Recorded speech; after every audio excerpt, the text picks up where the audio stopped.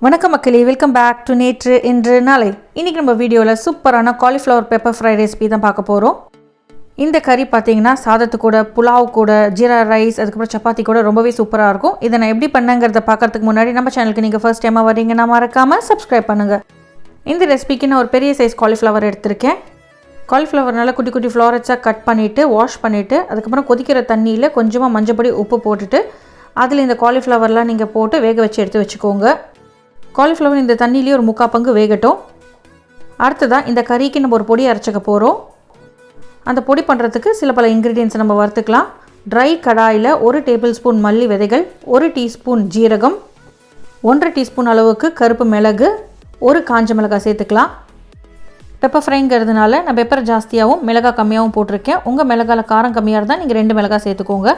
இது கூடவே நான் வாசனைக்கு 1 டீஸ்பூன் சோம்பு, அதுக்கு அப்புறமா ஒரு முழு பட்டையில பாதி அளவுக்கு நான் சேர்த்துக்கிறேன். 4 ல இருந்து 5 லவங்கம் சேர்த்துக்கலாம்.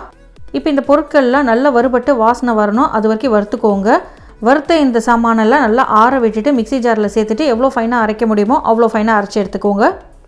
முதல்ல பார்த்தீங்கன்னா நம்ம cauliflower வேக வச்சு எடுத்துக்கிட்டோம். அடுத்ததாக வறுத்து பொடி அரைச்சி வச்சாச்சுங்க. ஆல்மோஸ்ட் நம்மளோட ரெசிபி ரெடி ஆயிடுச்சு. அடுத்ததாக கறி பேஸ் மட்டும் பண்ணிக்கலாம். கறி பேஸ் பண்ணுறதுக்கு அதே கடாயில் 2 ல இருந்து 3 டேபிள் ஸ்பூன் அளவுக்கு கிரவுண்ட்நட் ஆயில் சேர்த்துக்கிறேன். எண்ணெய் சூடானதும் 1/2 டீஸ்பூன் கடுகு, 1/4 டீஸ்பூன் ஜீரகம் சேர்த்துக்கலாம். கடுகு நல்லா வெடிக்கட்டும். கடுகு வெடிச்சதுக்கு அப்புறமா கொஞ்சமாக கருவேப்பிலை சேர்த்துருங்க. இந்த டிஷ்ஷுக்கு பார்த்தீங்கன்னா நிறைய வெங்காயம் தக்காளி சேர்க்கணும். ஒரு 4 ல இருந்து 5 வெங்காயம் தேவைப்படும். குட்டி குட்டி வெங்காயமாக இருந்தால் 5 எடுத்துக்கோங்க, பெருசாக இருந்தால் 4 எடுத்துக்கோங்க. வெங்காயத்தை நல்லா பொடி பொடியாக நறுக்கிட்டு இந்த எண்ணெயில் சேர்த்துடலாம். இப்போ இந்த எண்ணெயிலேயே நீங்கள் சாட்டே பண்ணிகிட்டே இருந்தீங்கன்னா உங்களுக்கு வெங்காயம் குக் ஆகிடும். நான் மறுபடியும் ரிப்பீட் பண்ணிக்கிறேங்க. நான் பெரிய சைஸ் cauliflower எடுத்ததுனால நிறைய வெங்காயம் சேர்த்துருக்கேன். நீங்கள் சின்ன சைஸ் cauliflower எடுக்கிறீங்கன்னா வெங்காயம் தக்காளியோட அளவை கம்மி பண்ணிக்கோங்க. வெங்காயம் வதங்கினதுக்கு அப்புறமா 1 டேபிள் ஸ்பூன் இஞ்சி பூண்டு விழுது சேர்த்துக்கலாம். இஞ்சி பூண்டு விழுதோட பச்சை வாசனை போகிற வரைக்கும் வதக்கிக்கோங்க. இஞ்சி பூண்டு விழுதோட பச்சை வாசனை போனதுக்கு அப்புறமா நம்ம பொடி பொடியாக நறுக்கின தக்காளி சேர்த்துக்கலாம். நீங்கள் எந்த அளவுக்கு வெங்காயம் எடுக்கிறீங்களோ அதே அளவுக்கு தக்காளி சேர்த்துக்கோங்க. இப்போ 4 ல இருந்து 5 வெங்காயம் எடுத்துக்கிறதுனால நான் 4 ல இருந்து 5 தக்காளி சேர்த்துக்கிறேன். நம்ம வெங்காயம் தக்காளி நிறைய போட்டிருக்கிறதுனால இந்த கறி பார்த்திங்கன்னா ரொம்ப ட்ரையாக இல்லாமல் சாப்பிட்றதுக்கு சூப்பராக இருக்கும். வதக்கிட்டே இருந்தீங்கன்னா உங்களுக்கு தக்காளி வெந்துடும். அடுத்ததாக ஒரு 1/2 டீஸ்பூன் அளவுக்கு மஞ்சள் பொடி சேர்த்துக்கலாம். தக்காளி சீக்கிரம் வேகிறதுக்காக தேவையான அளவுக்கு உப்பு சேர்த்துக்கோங்க. உப்பு சேர்த்துட்டு நல்லா கலந்து விட்டுருங்க. தக்காளி நல்லா வெந்து குழையிற பதம் வரணும். ஸ்லோ ஃப்ளேமில் வச்சுட்டு ஒரு மூடி போட்டு குக் பண்ணிங்கன்னா கூட தக்காளி உங்களுக்கு வெந்துடும். தக்காளி லைட்டாக வெந்ததுக்கு அப்புறமா நம்ம காலிஃப்ளவர் சேர்த்துக்கலாம். வேக வச்சுருக்கிற காலிஃப்ளவரில் தண்ணியெல்லாம் வடிச்சிட்டு பூவை மட்டும் எடுத்துக்கோங்க.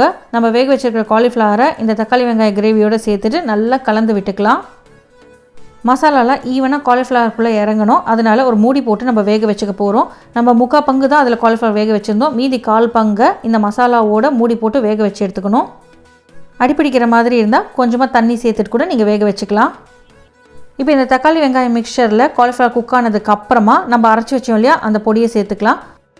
உங்கள் வீட்டு காரத்துக்கு ஏற்ற மாதிரி இந்த பொடியோட அளவை நீங்கள் அட்ஜஸ்ட் பண்ணிக்கோங்க. நல்லா காரசாரமாக பெப்பர் சுருக்குன்னு இருக்கணும்னு நினச்சிங்கன்னா நிறைய பொடி சேர்த்துக்கோங்க. இல்லை குழந்தைங்க சாப்பிட்றாங்க கொஞ்சம் காரம் கம்மியாக இருக்கட்டும்னா நீங்கள் பாதி அளவுக்கு சேர்த்தா போதும். நல்லா கலந்து விட்டுட்டு இந்த பொடியோட பச்சை வாசனை போகிற வரைக்கும் நம்ம குக் பண்ணிக்க போகிறோம்.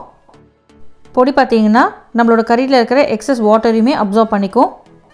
நல்லா ஃப்ரெஷ்ஷாக சாப் பண்ண கொத்தமல்லி இலைகளை கொஞ்சம் தாராளமாக தூவி விட்டுட்டு கலந்து விட்டிங்கன்னா நம்மளோட cauliflower pepper fry ரெடி. இந்த ரெசிபி உங்களுக்கு பிடிச்சிருந்தா ட்ரை பண்ணி பார்த்துட்டு எப்படி இருக்குங்கிறத கமெண்ட்ஸில் சொல்லுங்கள். நம்ம சேனலுக்கு நீங்கள் ஃபர்ஸ்ட் டைமாக வரீங்கன்னா லைக் பண்ணுங்கள், ஷேர் பண்ணுங்கள், மறக்காமல் சப்ஸ்கிரைப் பண்ணுங்கள். இன்னும் ஒரு நல்ல வீடியோவோட உங்களை நான் நாளைக்கு சந்திக்கிறேன். Until then, take care, bye bye, thanks for watching.